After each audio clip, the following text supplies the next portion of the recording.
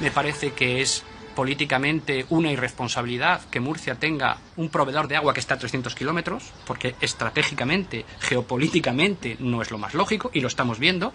Todos los años hay tensiones, todos los años hay problemas, los regantes no duermen tranquilos, vendrá agua, no vendrá agua. La solución es la autosuficiencia hídrica.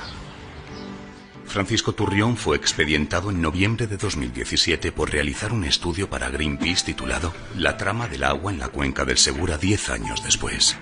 Tema del déficit hídrico del que se habla en la cuenca del Segura, pues es un artificio contable, ¿no? Es un error numérico que, en mi opinión, se estableció pues para poder justificar el trasvase Tajo Segura y otros nuevos trasvases. Es decir, cuando en la cuenca del Segura se hacen los números de lo que llueve y lo que se evapotranspira, lo que se denomina recursos naturales, y eso se compara con las demandas, vemos que la cuenca del Segura no solo no es deficitaria, sino que tiene un superávit de 200 hectómetros cúbicos anuales. Lo que ha pasado es que en esos cálculos se ha omitido el factor agua subterránea, el flujo subterráneo que va al mar.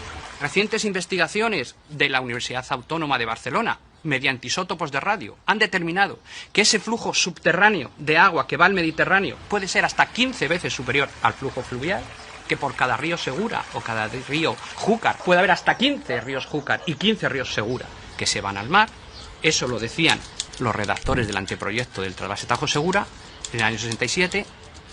Eso lo decía el Instituto Geológico y Minero de España después, en los años 70. Francisco Turrión ha dirigido 80 sondeos y 80 pozos en la cuenca del Segura, lo que le convierte en uno de los pocos hidrogeólogos de España que conoce a fondo esta materia. Nos habla sobre sus descubrimientos cuando trabajó en la batería estratégica de pozos de sequía, que aparecen en publicaciones científicas. La batería estratégica de pozos de sequía se plantea justo cuando el gobierno de Zapatero deroga el trasvase del Ebro. Aquí había una tensión muy grande, había una sequía, la sequía 2005-2009, no había alternativas, las desaladoras no estaban construidas, y a mí se me propone en un momento determinado si yo dirigiría la perforación de pozos para ver las potencialidades de agua y suplir el riego de las acequias de aquí de la Huerta de Murcia. Cuando yo vi que haces un pozo de 400 metros de profundidad, atraviesas unas margas, tocas una caliza y el agua sube y sale sola a la calle y es agua de beber, cuando tú pones esos pozos y ves sacar 100 litros por segundo de agua cristalina en los pozos de la zona de Llín o aquí en Murcia, y tomas niveles constantemente durante 10 años y ves que no solo el acuífero no se vacía, sino que incluso algún pozo se hace surgente, cuando recapitulas aquella información del Instituto Geológico y Minero, como el estudio hidrogeológico Cazorla-Ginjecla o Alto Júcar, Alto Segura, que ha sido sacado de la planificación, no se tiene en cuenta con esos estudios, dije, aquí puede ser que todo lo que me han contado hasta ahora no sea cierto. En 2005, la ministra Narbone inaugura el primer pozo. A los 3 años, la cuenca del Segura acumula 80 pozos en los municipios de Murcia, Orihuela, Ellín, Lorca y Puerto Lumbreras.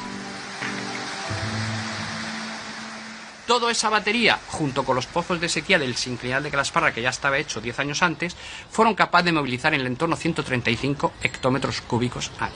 Todo eso funcionó estupendamente hasta 2009, no hubo manifestaciones, nadie se fue a Madrid a pedir el trasvase del Ebro, ni que el Tajo mandara más agua. Pero nos preguntamos si la opinión pública llegó a conocer la existencia de estos pozos.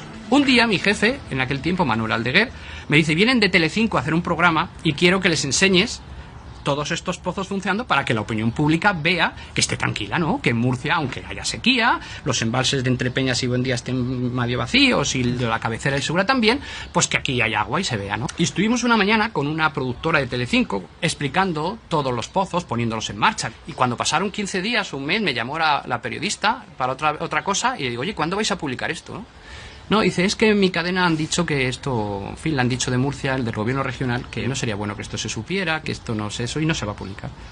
Bueno, pues todos esos pozos funcionando, nadie los ha visto funcionando porque no hay interés que se vea. ¿Por qué no enseñan nuestra propia agua? Porque el día que los murcianos vean su propia agua, les va a dar igual el Tajo, van a exigir la suya. Nos interesamos por saber si en el subsuelo de Murcia capital también hay agua. En la ciudad de Murcia hay unos 200 edificios que de forma constante y continua, sobre todo los que tienen 2 sótanos, tienen que estar achicando agua del subsuelo y mandándola a la red de alcantarillado para que los coches no se inunden.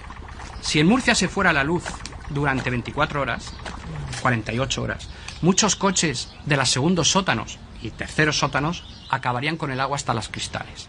Un agua que no solo los vecinos tienen que pagar la luz eléctrica de impulsar ese agua y sacarla del sótano, sino que el Ayuntamiento de Murcia, gestionado por una empresa del grupo Suez, les cobra un peaje por llevar ese agua a la red de alcantarillado y depurarla en la depuradora de Rincón del Gallo. ¿Por qué llevamos agua limpia a depurar a la depuradora de Rincón del Gallo? ¿Por qué los regantes de Murcia no pueden utilizar ese agua para regar? Porque el plan hidrológico dice que la cuenca del Segura, al ser deficitaria, no se pueden dar concesiones. Es decir, te deshaces del agua, la tienes que tirar al alcantarillado, pero no puedes usarla. ¿Por qué en la península ibérica nos esconden el agua que no vemos, el agua subterránea? Porque, en mi opinión, hay varios intereses. Está el lobby del hormigón, el que lo que pretende es convencernos de que hay que hacer más presas, más trasvases, más canales y más desaladoras porque no hay agua suficiente.